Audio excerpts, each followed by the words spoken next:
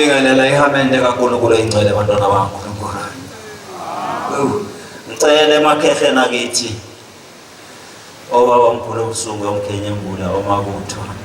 Ngicela nekhehle likuzala umjikijela. Bani bantwana bakaNkulunkulu mase ngiphambili kwebandla likamenzi wezulu nomhlaba ngiyayizwa nje ubaba ushumayela ukuthi hayi indoda yakwamzilikazi ayisho ukuthi hayi ngesikhathi bekhona u-8 lana besisenza izozo lapha eStandard Bank ayekuya amadoda la azolanda iy'gunda babayazi abantu zokuba sakuphemba wona lo mlilo awushilo wathi hayi lona mfana wakhona lana abantwana bakaNkulunkulu. Ngiyabongela-ke bancele bakaNkulunkulu emkhunjini kaJehova oyingcwele. Ngiyacela kwabasezulwini ukuthi bangembathe ngalesikhathi nginikezwa lo msebenzi ngoba ngeke ngezwa yona inkosi yamakhosi ilanga lamalanga ithi abantu abangaka ngeke baphathe ngabantu bakaNkulunkulu. Nami ngizicelela-ke lowo musa abantwana benkosi namhlanje uma kufika lesikhathi nami ngisukele azofika lana ngabe indlela ende kodwa ngiyacela-ke uthi ufaba inkosi yamakhosi ilanga lamalanga uma kufika umkhwanazi uthi mkhwanazi ucishe wafika sengihambile lana uthi umkhwanazi hayi umuntu akehle entabeni babamkhulu uyophathwa liphika. Bengicela-ke lelo phike labona ngomkhwanazi ningangiphathi mina abantwana bakaNkulunkulu ngikhulume indaba kaShembe sikhumbuzane lana nje nizobabaza ubukhosi bakaNkulunkulu esimlandelayo. Ninenhlanhla amaNazaretha uma uhleli kule ndawo lena uma uphakathi kwalokho kukholwa unenhlanhla enkulu ongakaze uzuyibone kodwa inhlanhla yakho yawehlelayo wayehlelwa inhlanhla yabazali bakho nogogo bakho abalala phansi kothuli lomhlaba base bekubona wena senziwa sawo bakuthuma ukuthi izaphakathi kwaleli bandla leli uyokubakhonzela lapha abahleli khona abantwana bakaNkulunkulu. Asihambeni kahle phakathi lana sisezulwini bangcwele bakaNkulunkulu ngoba uma ufunda incwadi yabehluli 13 verse 5 uyaqala ngobuNazaretha ungayifunda incwadi yabehluli 13 verse 5 ithi umntwana uyakumzala yokuba ngumNazaretha kaThixo ezala. Funda bayithola incwadi yabehluli 13 verse 5 sike sikhulume ngobuNazaretha abagunda ilevu incwadi kaLevi 21 verse 5 akusizi kuyifunda uma uyizungeza amaceleni nakhona lapho kuyakulungela nakho kodwa ngicela incwadi yabehluli ukuba bheka uyawukhulelwa. Ithi le ncwadi bheka uyakukhulelwa uzale indodana impuco ayikubekwa ekhanda layo ngokuba umntwana uyakuba umNazarethi kaThixo ngokuba lozelweyo uyakuba umNazaretha kaThixo. Kungenzeka-ke insizwa ohlelana or ntombi ohlelelana or umama ohlelelana wangakwazi kwasekuzaleni kwakho ukuthi ungumNazaretha okhokho bakho babebe umNazaretha wena uzobahlambulula uma ufika phakathi kwale ndawo. yilokho ezalwa umNazaretha kunjalo. umNazaretha kufani nobuKristu. Masingayincwadini yemsebenzi 11 verse 25 ngicela umfunde incwadi yemsebenzi 11 verse ngifuna ukuthi into engiyikhulumayo ifunde eBhayibhelini 11 verse 25 incwadi yemsebenzi ngicela umfundele baba. Uyitholile incwadi yemsebenzi 11 verse 25 ngicela umfundele. Angithandi bazalwane ubani hlale ningazi imfihlakalo funa nizisho nithi nihlakaniphile. Akusho ukuthi igejile-ke lapha isiyona le cha singadlula kuyona incwadi yem-11 7 verse 5 kusho ukuthi igejile lapha kunankinga. Ngicela nje ukukhunga ingilosi ngesihlabelelo number 15.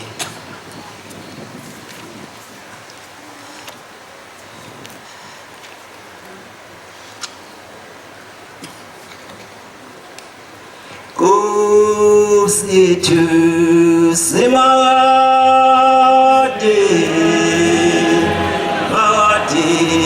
wina uliti walitu ulitemba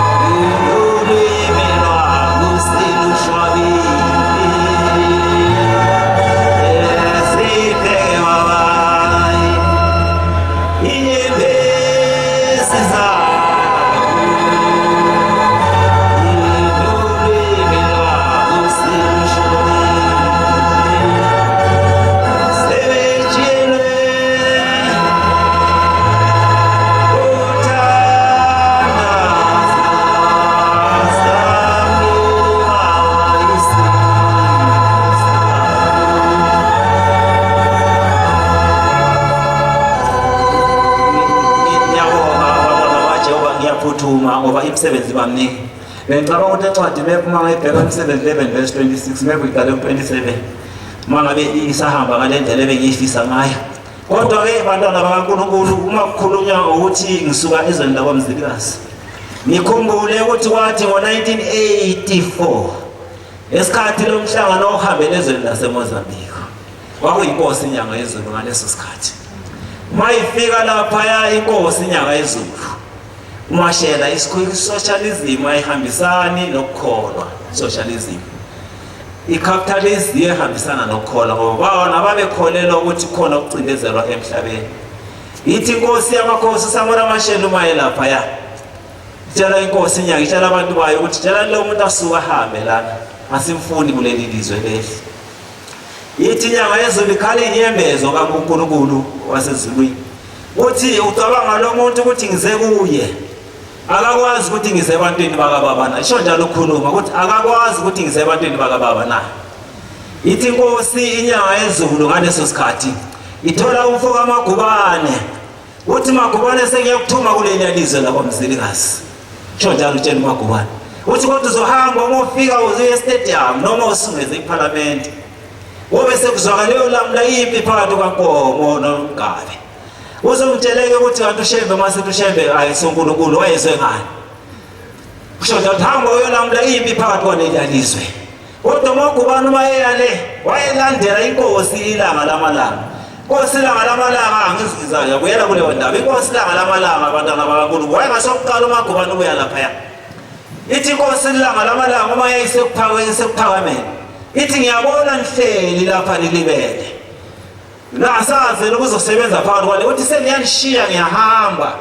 la ngiyakhona ngikwazi ngiyofikela ezindlela ezilethayo noma ivuza ngiyofika ngale khona. Wathatha undlangisa wakhuphuka bawoleli lizwe kodwa lo wayefanele afikele khona kwakufanele afikele koBulawayo emzini kaJika Lokhuzana weShabalala emzini kaNyanga Zonke. Akwazi kwenzeka kanjani kodwa akasafikela ngazange amthole uNyanga Zonke. Wahamba waze wafika eVictoria Falls. Uma ifika eVictoria Falls lapha iprosecute yafika yakhulula kulena idlayo. Wahlala inkosi la ngakwazi ukuthi wahlale izinsuku ezingaki. Waze kwafika isikhathi sokuthi abuye aphindele phakathi kwaleli lizwe leli. uDlangisa wayehamba ngemoto kwesinye isikhathi iphantsa idrive njalo. Waze wazofika phakathi kwaleli lizwe leli. uDlangisa khumbula uma ifika lapha ePitori. Wakhona umphefumulo kaDlangisa waphuma khona kuyena. Wathatha omunye wadrive imoto yenkosi la waze wafika koThema. Mayifika koThema bamshiya lapho uDlangisa. Bamshiya lapho uthola umfundisi uMgabi. Uthenga ukuthi Mgabi hambe uthenga ibhodlela lobisi akhona amabhodlela lobisi akudala. Sengithatha lobisi lo mofika uqhube ulande uDlangisa lapho engimshiye khona. Uthi uma uthatha lobisi uqhuma wabese uphindela umphefumulo kaDlangisa wayenza kanjalo wahamba bamlanda wafika koThema iziphilela uDlangisa. Bantwana baNkulunkulu khuluma ngoNkulunkulu. Kodwa kumfundisi uMagubane uma ethunywa lapha wafana noFaro noMoses. Wayithunyelwa ezweni laseGibhita wayithunyelwa la ungazikhona ukuthi ufika lale kuphi la ngayithola khona lenceke uNkulunkulu azayikhumbule eyayilala esiponjini kanje ifika lale esiponjini. Bantwana baNkulunkulu yakhumbula kwesinye isikhathi umfundisi uMagubane incane khona la mase kucela abantu abasebenza kulo msebenzi ukuthi ngiyacela uhambe uyosinzana noba umfundisi umoya. Okubuhlungu nje ukuthi umfundisi umoya washesha wadlula emhlabeni. Washesha wadlula umfundisi Lokhuzana umfundisi wayenamadoda umfundisi uMagubane uma esefika la kuthiwa bayithandaza e-stadium ngizamuyilanda kahle le ndawo. Uma esefika lapha uya eSilalatshani sikhona isigodo okuthiwa seSilalatshani ayibona le ndawo lapho wafika wangikhomba khona. Wathi mhla ngisuka kuleli lizwe lase-South Africa ngihamba la lo ngangumbone ngokomoya ngalala ngaphansi kwalesi sihlahla lesesitoro nje wafika wangikhomba wathi ngalala la. Uma ifika esemzini wakomoya uthola iLokhuzana uphethe ihlabelele kwakuyisikhathi sama-CIO la ama-intelligent abantu laba behlupha kakhulu abantu. Bayambuza abantu bakomoya uthola unkosikazi wakomoya uyambuza ukuthi ufunani bacela ukhipha ihlabelele uyabona upha umuntu wasezulwini uthi kodwa lo muntu akekho la ukoBulawayo. Uma isuka la umfundisi uMagubane esiya koBulawayo udibana naye phakathi kwabantu uyamkhomba uthi nangu lo muntu ongifuna ufike uyamtshela uthi ndoda uNkulunkulu ngithumele kuwe nasesizweni sakho uma ungawenzile umsebenzi uyokufa nokufa. Uma isuka umfundisi uma esenza njalo umfundisi uMagubane wayegibela indiza esiza la eshiya nje umuntu wayizwelelo lizwi lelo phela emtshela lokho kuphela wamshiyela izihlabelelo wamshiyela iBhayibheli wayekuphethe konke wamshiyela nothando nokukholwa ukuthula kube kithi maNazaretha. Uthe mayisuka lapho umfundisi uMagubane sebuyela phakathi kwaleli lizwe laseGoli uyayeba amadoda athile ufike uyawatshela uthi madoda nangu umuntu ufikile phakathi kwami lana phakathi kwawo wafika wangitshela kanjena wathi ngicela madoda siphakame kuleli lizwe leli simsebenzele loNkulunkulu ofike phakathi kwami ngoba ungikhombe phakathi kwabantu yamesaba uNkulunkulu cabanga ngubaba omkhulu isikhathi esentabeni esehla entabeni sekuphele 15 days lowayehlele wathi mayesehla khona amadoda ayemlindile la ababefuna ukumgwaza ngomkhonto zayilinganisa indaba kangisikwilinganisa nendaba kaMqali wendlela kodwa nayo ngizongena kuyo. Uthi-ke umfundisi uMagubane mayesefika la bantwana bakaNkulunkulu la madoda engithe ngifika lapha yamanye ngathola sekushiyile lokhu kukholwa abanye bathi angeke sihlale kunokukhuluma. Khumbule inkosi langa mayiphuma isiyethema yathi mayifika ethema la yathola abaqokozela yathi angeke nimbathele imijikwa nina lapho yabamba khona inkonzo efaka amayibitokozana isuthu bathi nina nilingene kufanele lithole isuthu ukhuluma kuyahlupha kuyawona umsebenzi kaNkulunkulu bantwana bakaNkulunkulu. Bengithi-ke lana ngidlule kuleyo ndawo ithi uMqali wendlela uma esehla entabeni esekuphelile izinsuku uNkulunkulu eseqedile ngakho konke eselibonile nesango likaMoses owaphuma ngalo eseshumayela ivangeli eGibhithe lolo bhoko lolo liphethe ubaba omkhulu njenganje bandla lamaNazaretha khuluma ngento esiyoshumayela into esiyibonileyo sifakaze ngento esiyizwileyo esiyibona ngamehlo. Ubaba omkhulu lolo bhoko lolo liphethe nguMoses. Ubaba omkhulu ukhumbule mhlawumbe emthatha laphaya elandwa ile ndoda uJohn Dube wayengasiJohn langa libalele Dube lo wayenguJohn Dube emthatha lapha isunama ulando elibhokile laphaya wahamba wayilanda le ndoda. Ubaba omkhulu wathi ufika lafaka lolu bhoko wathi thina nobaba etshela amanzi wathi siyohamba sime siyobatshela sithina abantu sokuthi ushembe uNkulunkulu ngempela lesimlandelayo bantwana bakaNkulunkulu. Kodwa uma esehla lapha la madoda ayephethe umkhonto omunye uthi umgwazi umntwana ukuthi abamgwazi ngani wona ngokwalo izimpi uma bemsakule yankosi abamsakuyo leya yalapha kuleya ndawo laphaya. Ithi uma inkosi ifika bathi lo udle izimbuzi uthi ngiboniseni izikhumba zembuzi ezidliwe yilo muntu babe ngasiphethe isikhumba sebemshiya lapha enkosini babemshiya enkosini laphaya inkosi yayilindele ukuthi naye njalo bemshiya lapho uzobuya hambe wahlala ubaba omkhulu ucela amanzi inkosi yaphakama yeyolanda amanzi uthi hawo ndaba ezitha bantwana wena uyazithuma na sho njalo elizwe uMqali wendlela. Ithi-ke inkosi angazi-ke wawenze njani kodwa uNkulu kodwa engikuzwayo ikuthi uma yelaphaya ubaba omkhulu esahleli laphaya wafika ilizwi likhulunywa inkosi ukuthi umuntu uNkulunkulu usuka la uhambe uthi uMqali wendlela sengahamba sengiyesaba manje ngoba manje wayeseqala ukubona leyo manje wayenayo entabeni naye ngasekho lapha manje wayeseqala ukwesaba nokubona. Uthi inkosi uma lo muntu okuhlalise kuleya ndaba wokuvikela kuleya ndaba leya ungahlala phakathi lana uzofika ngibulale. Bantwana bakaNkulunkulu becela nje incwadi ngizophuthuma incwadi kaAmos 8:11 omunye uzobhekela incwadi kaMika 4:5 singaphazamisa umsebenzi wala ekhaya. Omunye uzobhekela incwadi yamazwi ahlakaniphile 7:11 omunye uzombhekela incwadi kaJoel 1:1. Bantwana ngicela nje lezo ncwadi nizilandelise kanjalo.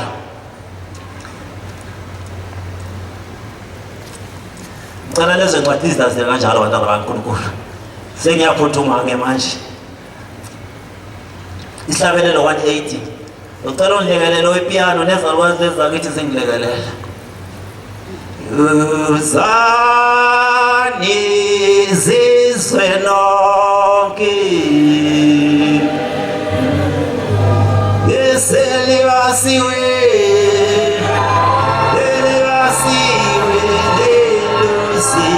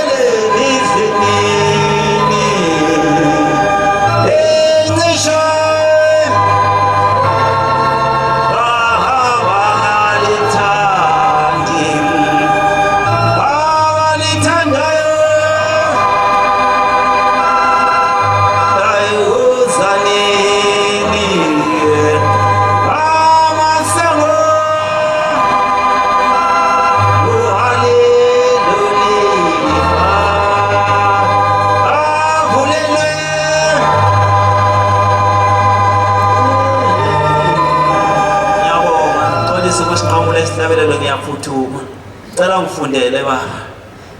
Amos 8 verse 11. bheka izinsuku ziyeza Bantwana baNkulunkulu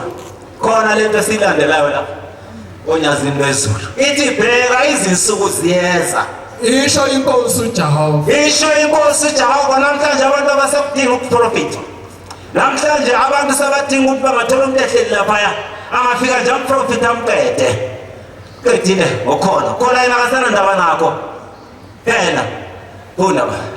ngothuma ngazo kulamba ezweni ithi bheka insuku ziyeze ngizothuma ngakho kulamba phakathi komhlaba naphakathi welizwe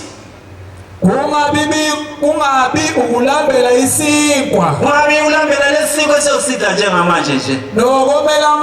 nokomela amanzi kepha ukuzwa izwi likaJehova kepha ikuzwa ilizwi likaJehova bayakuthi bandinde basuka elwandle usuke enyakatho kuze kufike empumalanga empumalanga ithi inkosi yamakhosi sengihambile ngawufika eThekwini ekugcineni komhlaba eCape Town sengosuka manje ngibheke ezweni lasentshonalanga yokushumayela ivangeli bantwana baNkulunkulu isho njalo inkosi landela uNkulunkulu omuhle uNkulunkulu esihleli naye funda bayakuhambela ngalapho nangalapho ithi bayakuhambela ngalana ngembone mina ezweni engizala kulo hayi abantu bamseni abantu abadala vele umsomuntu abantu abadala uprofita nje hayi khona bayabona manje uprofita wamtshela umuntu oprofita noma ngamtshela amanga nje impela ukuthi hayi imbuzi zakho ziyekufa or kanjani hayi uthembile uqedile lo khona abasana ndaba nakho abakunaki nokunaka futhi funda ukufuna izwi likaJehova kepha abakulifumana ukulifuna ilizwi likaJehova kodwa abayi kulifumana ngalolo suku izintombi ezibukekayo lezinsizwa ziyakuba nesiyezi sokumela leli lizwi ngokoma labo abafunga isiphambekiso ithi labo abathi kuphila kukaThixo ngicela ngifunde ngesikhathi incwadi kaMika 4 verse 5 ngokuba abantu bonke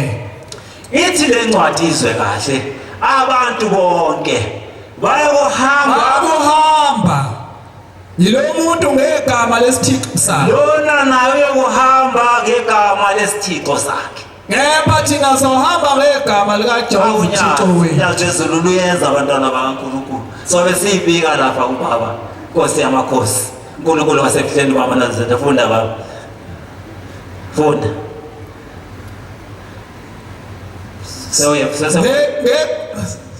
sohamba ngegama likaJehova uThixo wethu kuze kube phakade ngegama likaJehova uThixo wethu kuze kube phakade noma ke umuntu bambi ungahlali phansi baba noma ufika ke phakathi kwalokho ukukholwa uqala azothola ukuthi maybe ngifaka ibheshu ngilibele ukusenga ngangifakile ibheshu uqala azothola ukuthi ufaka ibheshu uthi uyabheka ngalo ubona ukuthi hayi lawa abantu angaze babone lapha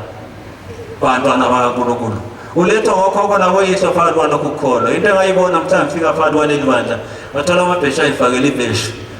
afake nje into engazaziyo kodwa ngangilibonile ukhokho bami babelibonile leli bandla leli babelibonile ngabona ukuthi ukhokho bami leli bandla balibona kwasekudabukeni lapho khona ngiyagaranta ngempela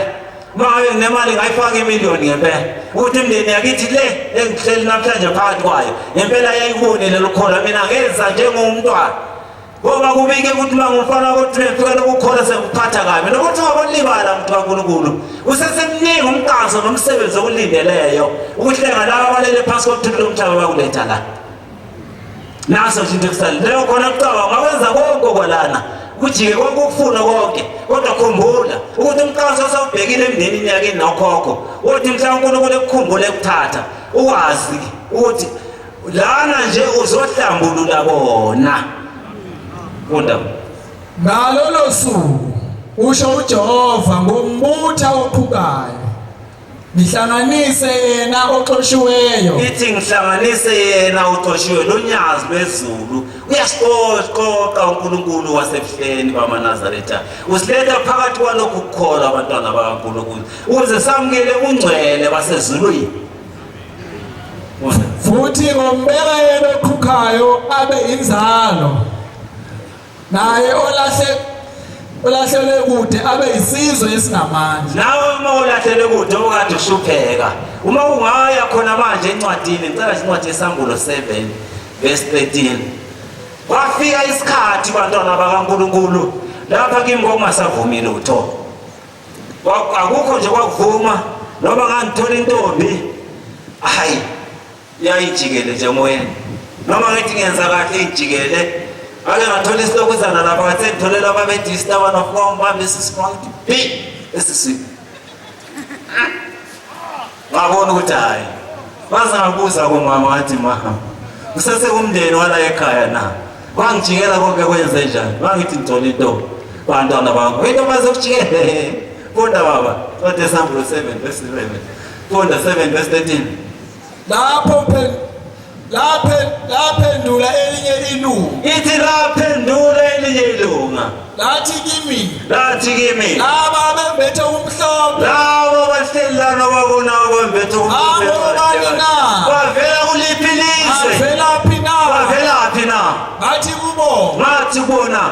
Nkosi yami uyazi wena ngathi kimi laba yibo abaphume ekuhluphekeni okukhulu laba yibona abaphume ekuhluphekeni okukhulu bahlanza izingubo zabo zabamhlophe egazini lewundle bantwana bakaNkulunkulu siphambili kaJehova ngizobabaza abantwana bakaNkulunkulu angizange ngiphethe isandla ukuthi mebhekani kholwa funda basi ngiyabonga bangcwele bakaJehova ngiyabona nesikhathi mebhoba babasenemsebenzi eminingi abafuna ukuyenza kodwa ngenza bona ngihlale phansi ngizobuya ngiqhubeke futhi kancane zoba mbili sibe ntathu engizoyifunda ngicela incwadi yabasefile ukuzana incwadi kusithi simade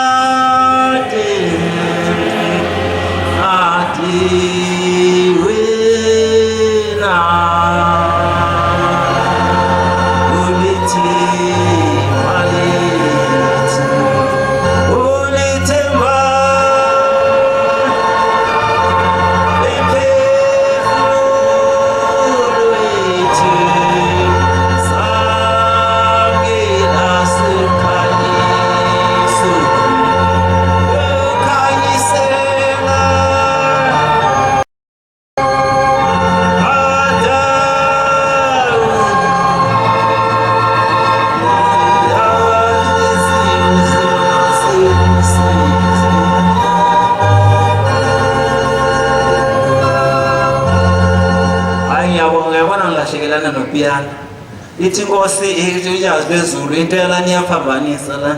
uthi umuntu akabuza ifoni eyiphethe ethi Mdluli iphi ifoni yami nami sengilahlekelana nopiano nje abantwana bakaNkulunkulu ngizocela nje incwadi kaDaniel 7 ungifundele lapha kuverse 9 Daniel 7 verse 9 ngakabuyeli phansi omunye nje ngicela ngifende incwadi yabaseFeso 6 verse 19 ngicela lezo hlabele lezo verse leyo ya ncwadi kaDaniel 7 verse 9 abaseFeso 6 verse 9 izoba khona incwadi yamaHebheru lapha ya angithi sithi masifika lana hamba uhlala ekhaya yabona ubike lokhu kukhona manje bazothi abantu basemhlabeni hayi bebese bekwehlula uhlaba kanjani wena okusafanele uhlala nasi incwadi yamaHebheru 9 verse 19 ngicela ungifundele lezo zehluko lezo Efeso 6 verse 19 yeah Nginxusele nami lapha kuyisicelo sokunxusa nami ngihleli phakathi kwale ndawo ngihleli phakathi kwebandla elingaba phakathi komama nabobaba izitshebe ezingaka ukuthi ngiyacela nami kube khona ukunxuselwa ze ukuthi lapha emphambanise khona ifunda baba ukuba ngiphiwa amandla okushumayela leli vangeli ngivule umlomo wami ngiphimisele ngiyazise lesibindi imfihlakalo welizwe lezulu engiyisithunywa esiboshiweyo ngayo ngisithunywa iboshiweyo ngayo bantwana bakaNkulunkulu ngake ngamfonela uReggie Khumalo uma ngabe usaphila ngawe uyasho ngifuna leli bandla ngibuza ukuthi baba leli bandla ngilithola kaphi lo mlenze wezulu nomhlaba ngangilibonaphi mina ngomncane leli bandla leli uReggie Khumalo ngathi ukuthi wayengakwazi lokho noma wayesebenza ngaye wangemazi uShembe yena wayisaza amasiko ngafona mina ngamfuna leli bandla leli funda ba engisiboshwa funda engisiboshwa ngalo kuba ngilishumayele ngesibindi ukuba ngilishumayele leli vangeli ngelesibindi njengokuba kufanele ngishumayele kodwa kuba nani nihlale nazi okwami nani uze nihlale nisazi nami ngiyindodana yenu ngumntwana wenu ngizele phakathi kwalokukhona kodwa engikwenzayo ukuthi kulungile yini uyabona kwesinye isikhathi ziyangena ziyafika manje nencwadi kaJoel 1:1 uyazi kwesinye isikhathi ngicabanga abantwana bakaNkulunkulu uyazi bakhona abantu abathukuza izinto kanje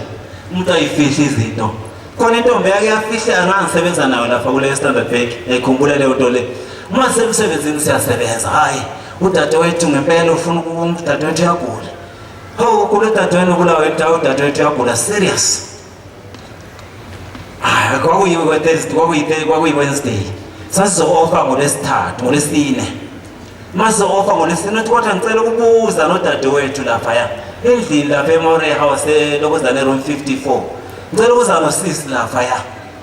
azocela umthandazo kanti wena benza kanjani angithi uma ubezofika ubanikeza amafutha namanzi okokuqala uyambuza umuntu ukuthi ufuna uNkulunkulu akwenzeleni kuthi ebusuku ngiyambuza ngithi inkinga yona udadewenu egula nje nuthi ubulawa indoda ohleli nayo wayehlala nendoda ohleli nendoda ekhaya indoda leseyifuna ukuqosha udadewenu seyambulala manje uzowuthatha kanjani umuzi wakini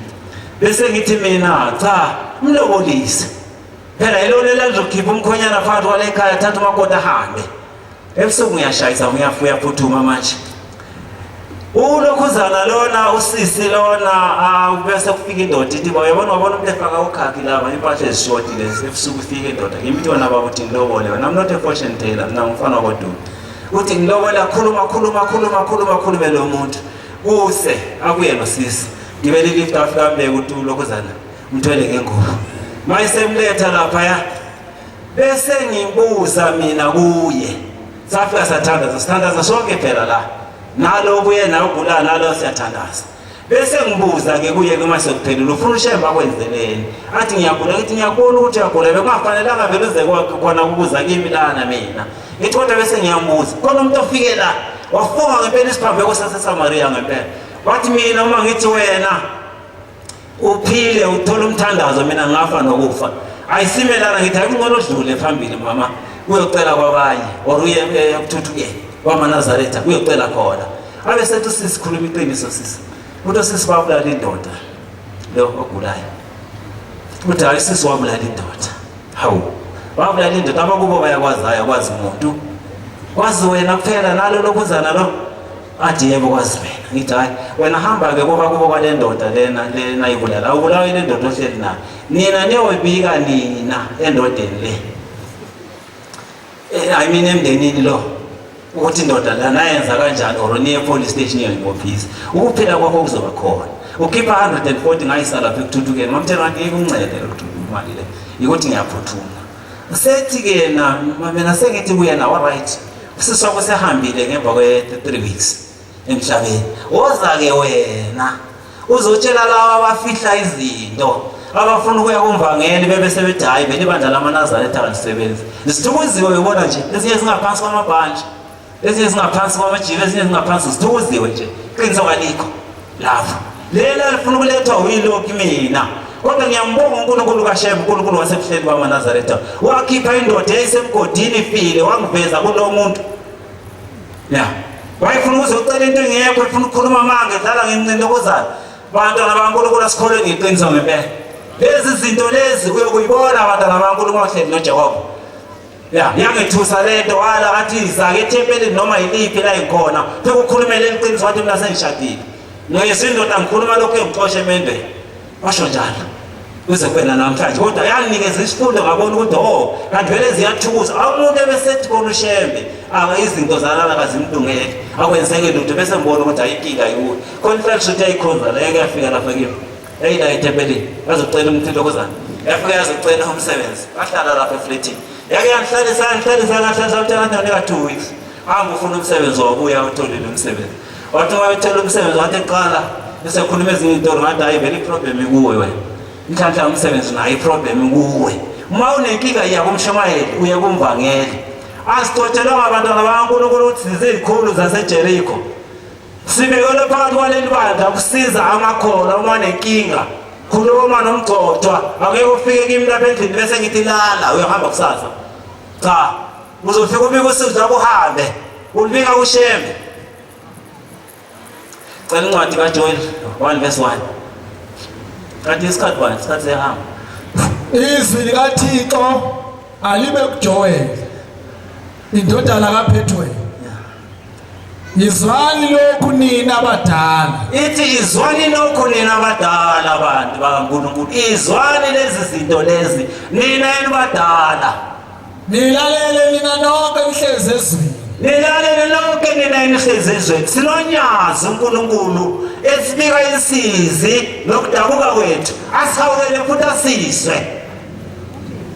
bona phobe kukhona lonke emhleni yenu lokhu kwakukhona emhleni yethu abantu abadala uyabona mina izalukazi zakithi zakutshela nje ukuthi mfana isolo sasitshela nje ngesolo sasingayazi intombi ukuthi umntwana uhamba nqunqolo kanjani sasingabantu nje bakaNkulunkulu sasingabantu bakaNkulunkulu kwakungakafika incwadi efana nale ncwadi kaTimothy 3:9 ethi kufika isikhathi abantu abazoba bahlakaniphe kakhulu uzothi ukhuluma njengamanje athi hayi uyabona ngichithela isikhathi ufunda baba nokho emhleni yoyihle benu na emhleni yobaba bethu na tshelana abantwana benu ngakho asitshela abantwana bethu bantwana bakaNkulunkulu ngiyahamba nabantwana bemsasa sengihleli ngedwa ya sengihleli ngedwa sekwenza inkonzo tshelana abantwana benu bantwana ba uNkulunkulu ukhona yokumembatha enganeni yakho alilandelele lelizwi ayeke lento yehunga lena funda ngabantwana benu mabatshela abantwana babo naye nomntwana lawe esifazelayo abahambe bayotshela isizukulwane lesi ngoba isizukulwane esisodwa nabantwana babo mabatshele isizukulwane esilandelayo injalo wena mayojike ngoyiji sengidokoza ngiqalaza isikhathi kodwa futhi ngalana kuyavuma ukuthi ngingakhuluma savuma umzuzwanyana nje kodwa ukuthi ngibukela abantwana bakaNkulunkulu ngiyabonga awuthi ngiphinisele lo msebenzi kaNkulunkulu ngoba isandla nezemboni ibandla likhulu bebe kusekuningi okudingeka kwenziwe Nkosi ubuse enizwile Nkosi ubuse ukuqa kwebandla awuma ukuthinteka kuyo ngixolela umuntu kaNkulunkulu ngathi uShembe ufana kodwa anibona zihlobo zethu